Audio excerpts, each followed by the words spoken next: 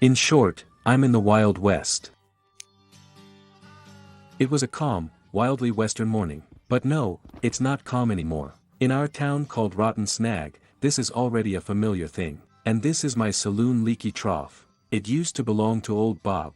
Then old Bob was slapped by a younger Bob, and already this Bob lost him to me in poker. Now they're having fun in this hole, I answer.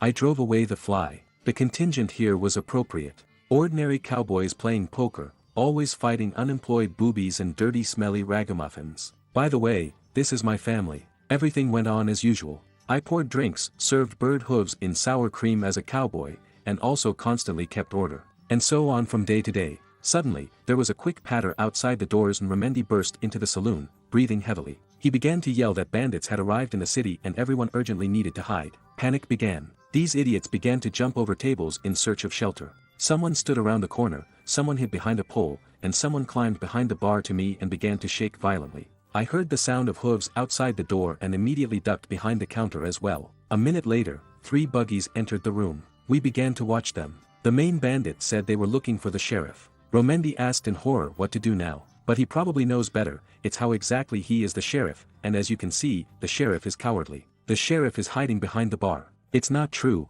I'm not here. Get out, you stinking piece of shit, or we'll blow everything up here. That I really stink. The blockhead. I decided to try to negotiate with the bandits. He slowly peeked out from under the counter with his hands raised. You took a bullet last night. They started firing at us desperately. The smell covers me. We abruptly pulled out from behind the counter and moved to the back exit. They jumped out of the salon and began to run around the city. We ran through the main square, to the merchant, through the arch, along the old church. In one of the alleys they saw a duel, hid around the corner and decided to look. After all, there is nothing more interesting in the Wild West than a duel. Dodgy Wilby landed the whole drum in one-eared John, now it's earless John. Next to us, the bandits' purist whistled again. We rushed on, quickly climbed the stairs and raced along the upper terrace. We flew indoors, ran through the entertainment establishment, had fun on the way, broke out, and soon finally got to with horses. Immediately jumped on them and rushed away from the city. The bandits couldn't catch up with us. You will come back, you disgusting cowards. Otherwise, everyone in this city will come to an end. I'm still 10 minutes to everyone in the city. Is it really going to shoot himself? A bullet whizzed past my ear. I asked Sheriff Romendi not to shoot in my ear. He said he was just checking to see if there were cartridges in the drum. Soon we drove far enough away from the city and calmed down. It was getting late. We were moving along the road. We need to find a place to stay for the night. I felt disgusting, because I spent my whole life sleeping in an old, kind, rat-infested and bug-infested barn, and hear such inconveniences. How did it happen that our city was captured by bandits? We dismounted from the horses and tied them to the nearest trees. While they were looking for firewood, the sheriff told them what he had done to annoy these bandits, led by a scoundrel named Sly Brandy.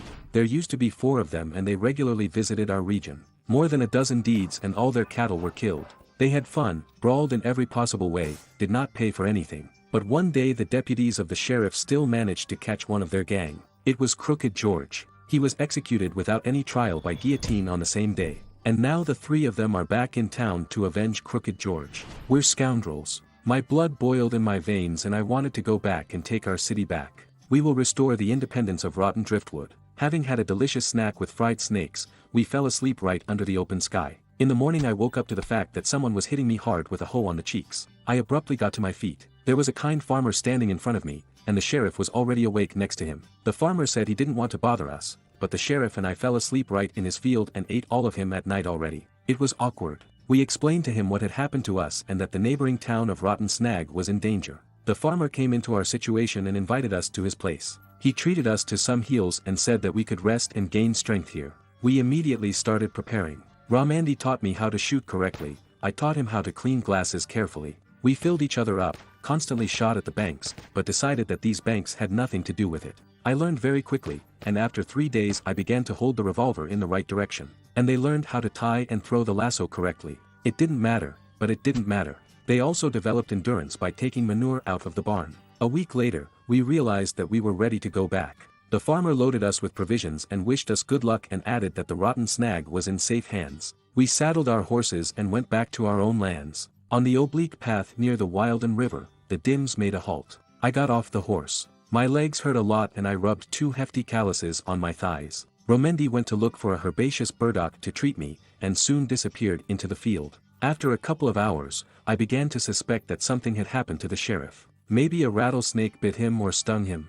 We'll have to go exploring. I'm a couple 100 meters away. The Indians attacked me. Why was I sitting in my India? Everyone is climbing into our Wild West. They dragged me to their camp and put me on the bare ground. Romendi was tied up next to me.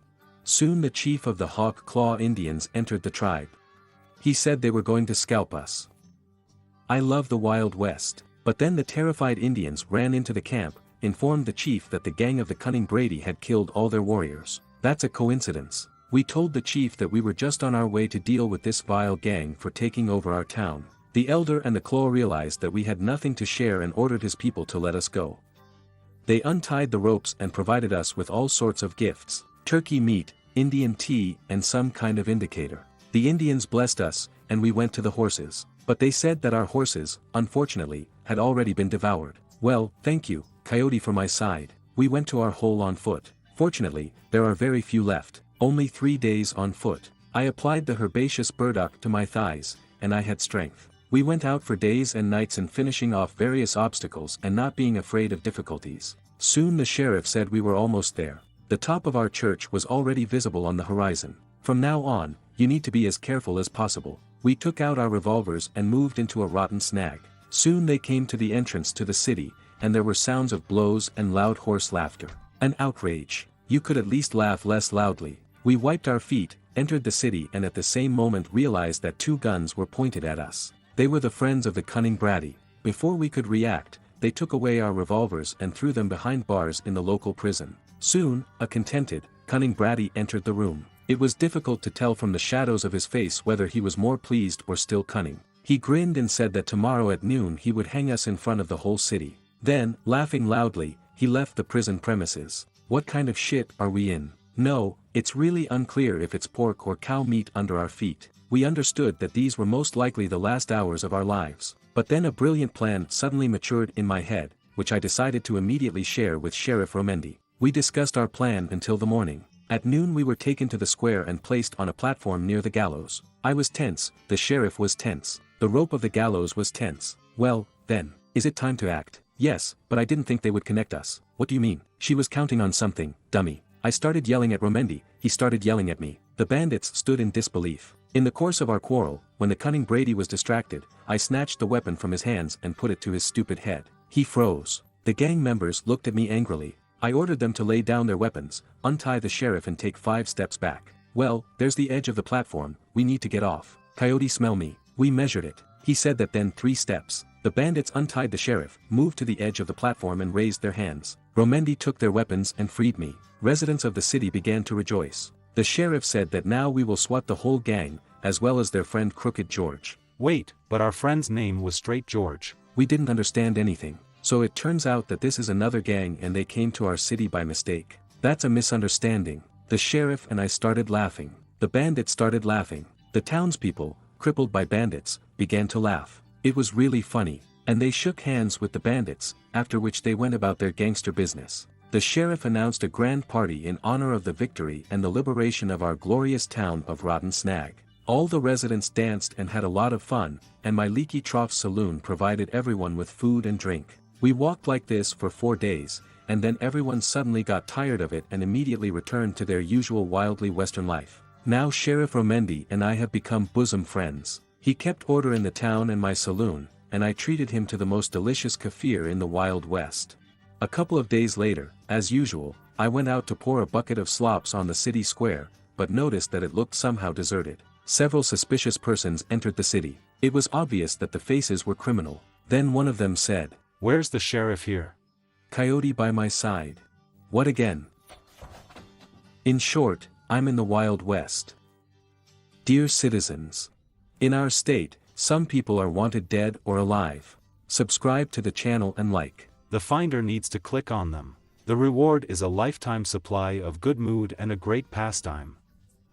By the way, thanks to all those who invested in this film. Now you are in history. Thank you for watching and we are waiting for you again.